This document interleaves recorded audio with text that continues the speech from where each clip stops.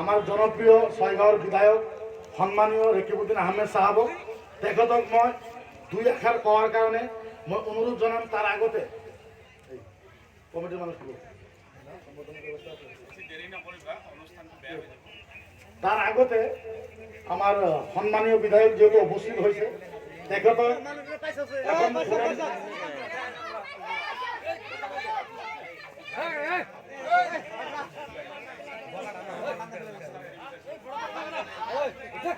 হাল্লা করবে না তো তেখেতক আমার এই জলসা পরিচালনা কমিটির পৰা এখন ফুলন গামছাৰে সম্বৰ্ধনা জনাব।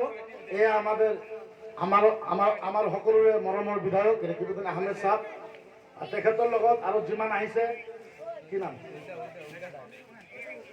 আমাৰ নুৰুল হুছেইন ডাঙৰীয়া তেখেতে আহিছে। তেখেতক এখন কমিটিৰ ফালৰ পৰা ফুলন গামছাৰে সম্বৰ্ধনা জনোৱা হ'ব। যিয়ে নহওক মই বিধায়ক ছাৰক অনুৰোধ কৰিম তেখেতে দুই আষাৰ কোৱাৰ কাৰণে মই অনুৰোধ জনালোঁ।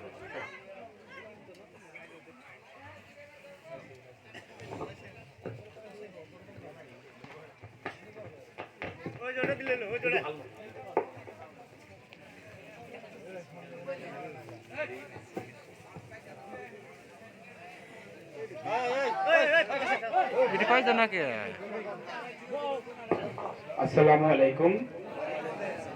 আজিৰ সভাৰ এই পবিত্ৰ কুদ্দুচিয়া মছজিদৰ উদ্যোগত পশ্চিম কলহী কাষৰ এই তৃতীয় বাৰ্ষিক ৱাজ মেহফিলৰ মুখ্য অতিথি আপোনালোকে গম পোৱা নাই, যিজন মানুহ আপোনালোকৰ তাত বহি আছে চাইফুল হাদিছ মুফতি মকিবুৰ ৰহমান আজাহাৰী। বহুত ডাঙৰ ডাঙৰ মানুহক চেলেঞ্জ কৰা মানুহ হয়। এখেতৰ টিভিত ডিবেট আপোনালোকে দেখা নাই। এখেতে যিটো ডিবেট তেওঁ কৰে আৰু যিদৰে তেওঁ চেলেঞ্জ কৰে মই কেতিয়াবা নিজেই অবাক হৈ যাওঁ। আৰু তেওঁ বহুত ইছলামিক তত্ত্ব গধুৰ বহুত কথা লৈ তেওঁৰ লগত কাজিয়া গৈছে বহুতৰ। আৰু তেওঁ সদায় বীৰৰ দৰে সকলোৰ লগত যুঁজে। ইনশাআল্লাহ তাআলা তেখেতক আজি পাই মই নিজেই যথেষ্ট সুখী অনুভৱ কৰিছোঁ। আৰু আমাৰ ইয়াত উপস্থিত থকা হাফিজ কাৰী মৌলানা নাছিৰুল ইছলাম সাহাব, আলহাজ হাফিজ মোহাম্মদ মুৰ্তাজা সাহাব কোনফালে আছে? অহা নাই, গাবে নেকি তেওঁ? আমাৰ জছিমুদ্দিন সাহাব, আকেশ আলী সাহাব, আজমল হক সাহাব। এই কাগজখন লৈ গ'লি তহঁতে? আমাৰ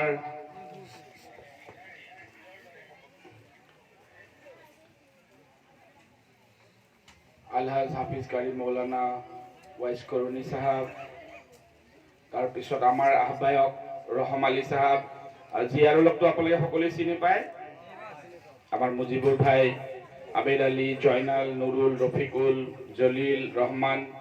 মুজিবুৰৰ নামটো আকৌ দুবাৰ লিখি দিছে। বাহাৰুল, আশৰফ, ৰেফাজ, হামিদ, হাফিজ, ফাইজুল, শ্বাহজাহান, সমেজ, হুছেইন, সমেজুৰ, সোৱাহাব, আব্দুল গফুৰ, কাছেম, ইয়াছিন আৰু বহুত নাম আছে। এইবিলাক মই আৰু নাম নলওঁ। কমিটিৰ কাৰ্যকৰী কমিটিৰ ৰহম আলী, আবেদ আলী, নুৰুল হুছেইন, ৰহমান, আব্দুল জলিল, জিয়াৰুল। আমাৰ জিয়াৰুলকটো চিনি পায়। আশৰফ, হামিদ, আব্দুল জলিল, শ্বাহজাহান মুন্সি, তাৰিফুল ইছলাম, সানিদুল ইছলাম, জিয়াৰুল, শ্বাহজাহান মুন্সি। অভ্যৰ্থনা সমিতিৰ নুৰুল ইছলাম, ৰহমান মোল্লা, ৰহম, জহৰুল, হাফিজুল, সুজামাল হক, ইয়াছিন আলী। আজি ইয়াত মোৰ বক্তব্যৰ কোনো ঠাই নাই। আজি হুজুৰ সাহাব ইয়াত বহি আছে। তেখেতে আপোনালোকক দিন ইছলামৰ ওপৰত ইনশাআল্লাহ তাআলা ক'ব। মই আপোনালোকৰ ওচৰত উপস্থিত হৈছোঁ এইকাৰণেই, কাৰণ এই বৃহত্তৰ অঞ্চলত যেতিয়াই কিবা এটা অনুষ্ঠান হয়, মোৰ যেতিয়াই সময় হয় আপোনালোকৰ অঞ্চললৈ মই আহোঁ। আৰু আপোনালোকৰ ওচৰত বহুদিন মোৰ দেখা দিব লগা এবাৰ আছিল। এটা কাৰণত আপোনালোকে এটা সময়ত ভয় খাই আছিল যে আমাৰ গাঁওখিনি কি হ'ব, আমাৰ ঠাইখিনি কি হ'ব। সকলোৰে মনত এটা শংকা হৈ আছিল। আৰু আপোনালোকক মই বাকী আৰু ভাষাৰে নুবুজাওঁ, আপোনালোকে গম পায় যে আপোনালোকৰ এই অঞ্চলত একবাৰ বুকুত হাত দিলে বুজি পাব যে আজি কেইটামান বছৰ আগত কেইটা ৰাস্তা আছিল, কেইটামান বছৰ আগত পকা ৰাস্তা কেইটা আছিল, আৰু আজি কেইটা পকা ৰাস্তা হৈছে। আজি আপোনালোকৰ এই অঞ্চলটোত কেইটামান বছৰ আগত আমাক যিবিলাকে গালি পাৰি থাকক, আল্লাহুম্মা তাৱাক্কালতু আলা আল্লাহ, আল্লাহ ৰাব্বুল ইজ্জতে যদি শক্তি দিয়ে আমি ৰাইজৰ কাম কৰিম। আৰু যিসকলে যিকেইজনে আমাৰ আজি ধৰ্মীয় সভা আহ্বান কৰিছে, তেওঁলোকৰ লগত মই ওতঃপ্ৰোতভাৱে জড়িত। এই গোটেইখিনি আমাৰ কমিটিৰ বিষয়ববীয়া মোৰ লগত নিজৰ ভাই ককাইৰ দৰে থাকে। বিপদৰ সময়ত সকলোখিনি আমাৰ লগত থাকে। আৰু আজি মই সেইকাৰণে অলপ সময় মই দিল্লীত আছিলোঁ, মোক এওঁলোকে ফোন কৰি আছিলে অলপ সময়ৰ কাৰণে হ'লেও আহিব লাগিব। সেইদিনাখন মোৰ ঘৰলৈ যেতিয়া জিয়াৰুল গৈছিলে, জিয়াৰুলক মই কৈছিলোঁ যে মই থাকিলে ইনশাআল্লাহ অলপ সময়ৰ কাৰণে হ'লেও আপোনালোকৰ মাজত উপস্থিত হ'ম। আৰু আপোনালোকৰ এই অঞ্চলক লৈ আজি এই যি পবিত্ৰ অনুষ্ঠান হৈছে, এই অনুষ্ঠানত আমাৰ ভাষণটো আপোনালোকে শুনি থাকে, ইনশাআল্লাহ আৰু শুনিব। আমি গৰৈমাৰীত 17 তাৰিখে বহুত ডাঙৰ সভা কৰি আছোঁ। অল ইণ্ডিয়া কংগ্ৰেছৰ ছেক্ৰেটাৰী আহিব, তাতো শুনাব। বহুত MLA বিলাক আহিব আমাৰ তাতে, জাকিৰ হুছেইন, নুৰুল হুদা আৰু বহুতবিলাক আহিব। আমাৰ ডক্টৰ নজৰুল ইছলাম চাহাবৰ ল'ৰা বহুতবিলাক আহিব, শুনি থাকিব। কিন্তু এই যিটো হুজুৰৰ যি বক্তব্য শুনিব, আপোনালোকে আমাকতো পাই থাকিব, তেখেতকতো সদায় আপোনালোকে নাপায়। আজি শুনক আপোনালোকে, আজি মজলিছ ইমান সুন্দৰকৈ বনাইছে, আপোনালোকে ইমান সুন্দৰকৈ সজাইছে। আজি আমাৰ নচিমৰ ল'ৰাই মোক বাৰে বাৰে লগত আহিছে, বাৰ বাৰ ফোন কৰি আছিল যে দাদা অলপ সময় কাৰণে হ'লেও যাব লাগিব। জিয়াৰুলে মোক কৈছিল দাদা 5 মিনিটৰ কাৰণে হ'লেও যাব লাগিব। মুজিবুৰৰতো জানে ষ্টাইলটো, ফোন নধৰালৈকে অত্যাচাৰ কৰি থাকে। আৰু ইয়াত যিকেইজন বয়োজ্যেষ্ঠ আমাৰ মুৰব্বী আছে, আৰু আপোনালোকৰ এই মছজিদত আমি আগতে MLA ফাণ্ডৰ পইচা কোনে আছে ইয়াতে? কিমানটা ফাণ্ড দিছোঁ আমি? কিমান ফাণ্ড দিছোঁ? 1 লাখ আমি দিছোঁ ন? 1 লাখটো পাইছে ইতিমধ্যে। কাম হৈছে ন? আৰু কিবা আছে নেকি পইচা হৈছে?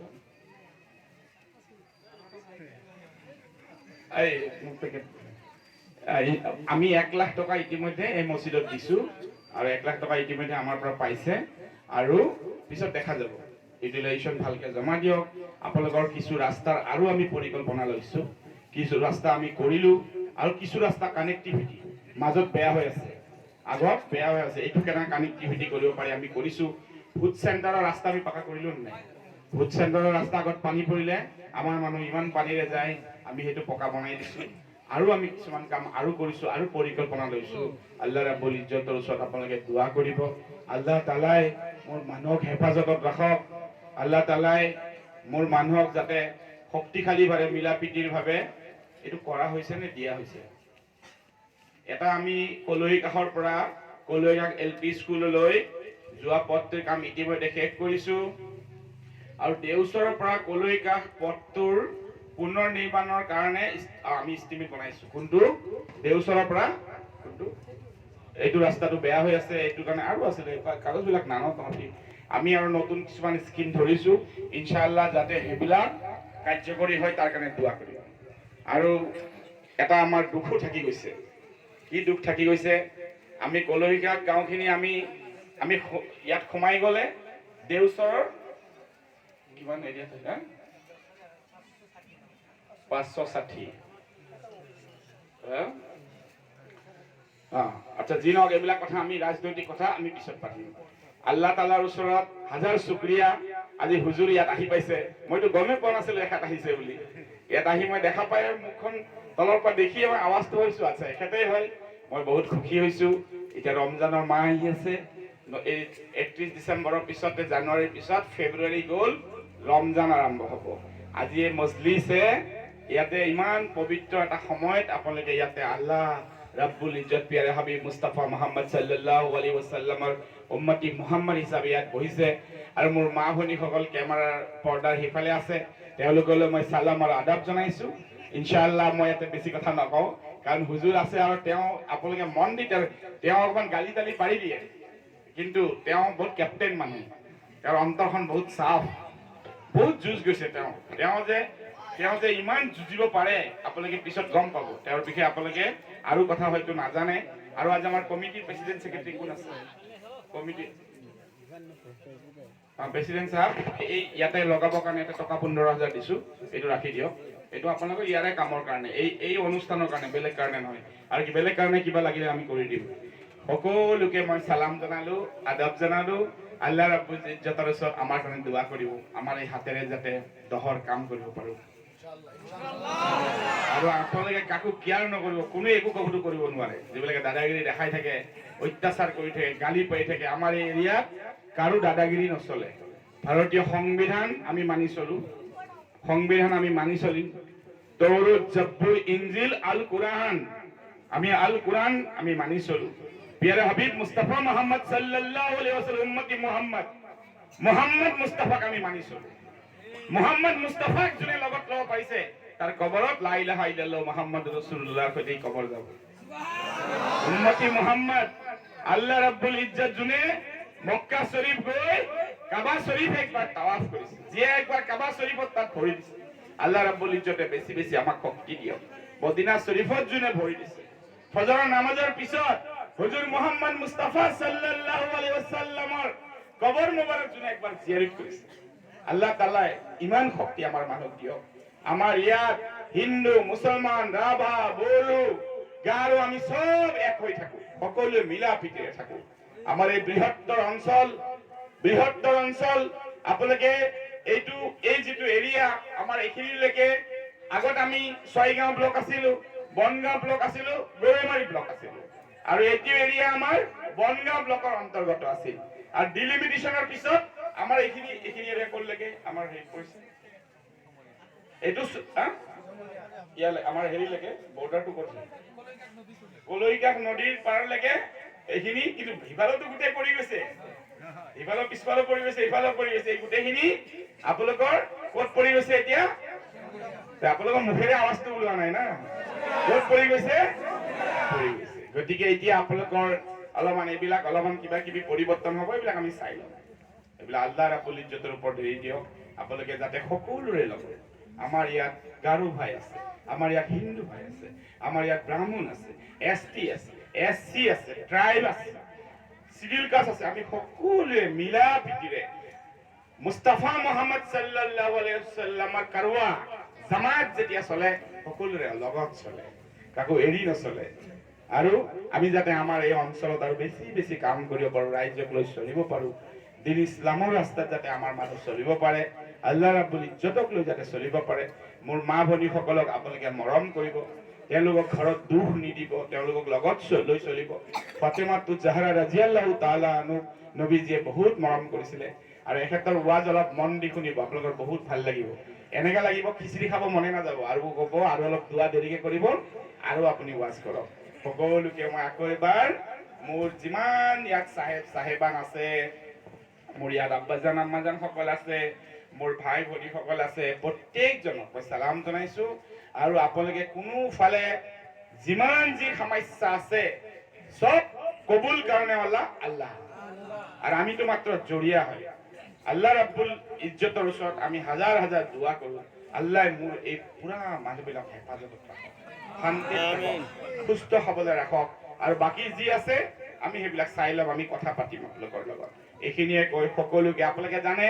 যিদিনা আমি চাম্পুপাৰা ব্ৰিজ এটা সময় আছিল কাঠৰ দলং আছিল মনত আছে আপোনালোকে চকুৰে দেখিছে কাঠৰ দলং আছিল তাৰ আগত বাঁহৰ দলং আছিল যেতিয়া বাঁহৰ দলং আছিল আমাৰ ল'ৰা ছোৱালী স্কুলত যাওঁতে চাইকেল পাৰ কৰোঁতে পইচা টেক্স লগাইছিল নে নাই আমাৰ ল'ৰা ছোৱালী স্কুল যাব লাগিলে চাইকেল পাৰ কৰিলে টকা দিব লাগে নে নাই আমি যেতিয়া দেখিলো হুজুৰ এই আপুনি ইয়াতে দলংখন দেখিছে ইয়াত আমাৰ বাচ্চা যেতিয়া স্কুললৈ যায় চাইকেলটো পাৰ কৰিলে পইচা দিব লাগে এনেকা দস্যু কিছুমান আছিল ইয়াত নহলে পাৰ কৰিব নিদিয়ে আমি যেতিয়া হাফিজিয়া মাদ্ৰাসাত আমি ডিক্লেয়াৰ কৰিলো ইনশাআল্লাহ তাআলা যেতিয়া বাঁহৰ দলং আছিল আমি ডিক্লেয়াৰ কৰিলো এই দলং আমি কাঠৰ কৰিম যেতিয়া আমাক মানুহ হাঁহিলে যে কি বুদ্ধিৰে ইমান ডাঙৰ দলং কাঠৰ বনাব তাৰ কোনো ক্ষমতা নাই সেই হাফিজিয়া মাদ্ৰাসাৰ ধৰ্মসভাত হাজাৰ হাজাৰ মানুহ আছিল আল্লাহ কবুল কৰিলে আমি কাঠৰ দলং বনালো যেতিয়া আমি কাঠৰ দলং বনালো তেতিয়া ক'লে তেতিয়া আৰু মাত নিদিয়ে চুপচাপ থাকে আৰু দলং ঘৰত যায় মনে মনে ফটো তোলে হয়নে নাই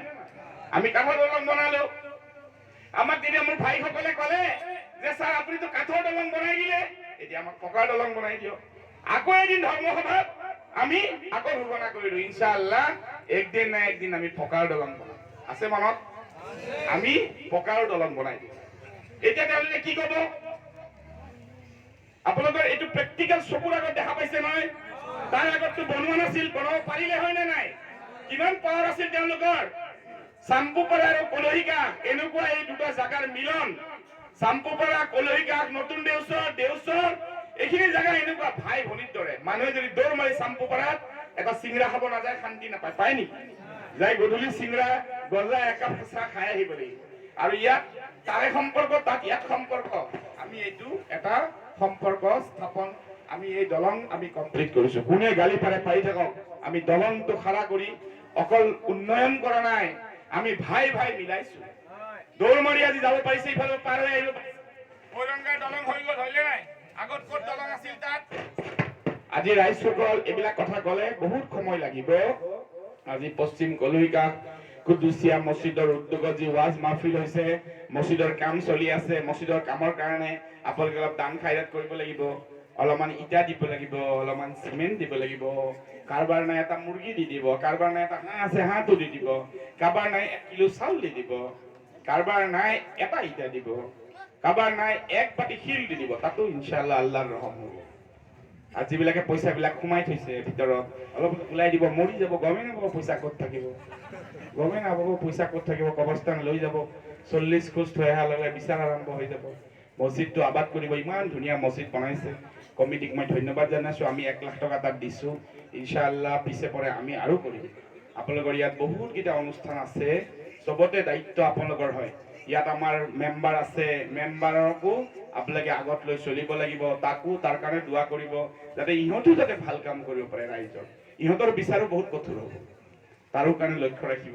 আৰু আমাৰ ভাইসকল শান্তিত যাতে থাকিব পাৰে, সকলোকে কাগজ পাতি এইবিলাক কাৰোবাৰ যদি ক'ৰবাত কিবা খেলি মেলি আছে ঠিক কৰি ল'ব, ক'ৰবাত অসুবিধা আছে আমাৰ চাইন ল'ব। আমি কাৰ্ডবিলাক বনাই আছো, যাৰ কাৰ্ড হোৱা নাই কাৰ্ড কৰিব। ঘৰবিলাক দিয়া হৈ আছে, যাৰ ঘৰ হোৱা নাই 1 পইচা নিদিব। কোনোবাই আপোনালোকক ডিষ্টাৰ্ব কৰে, বান্ধি কেনে গৰুৰ দৰে পিটিব।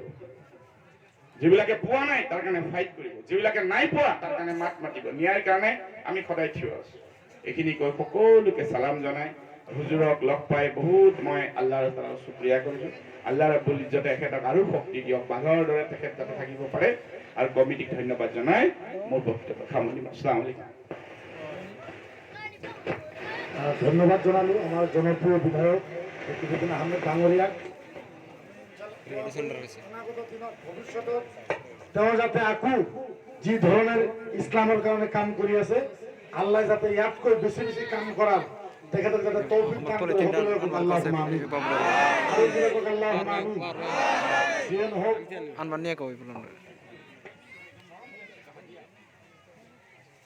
যিয়ে নহওক ইনশাআল্লাহ তেখেতক বিদেশে সকলোৱে আল্লাহুম্মা আমিন। যাও যাও যাও নিয়ে আমাৰ আমাৰ এইটাতে যাও।